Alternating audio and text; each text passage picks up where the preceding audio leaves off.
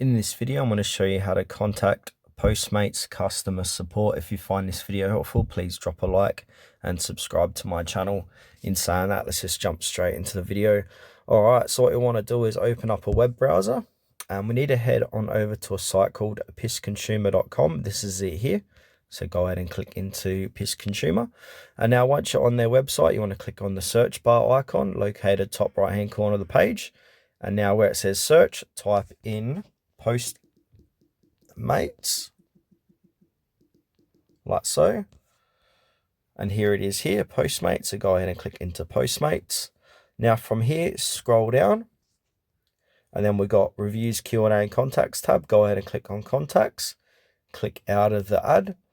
And now scroll down again. And now here's a toll-free number you can give a call, or you can call customer service. Or if you'd rather speak to customer service via email, click on send message. They've also got some other customer service numbers. If you can't get through to one, just jump on the other.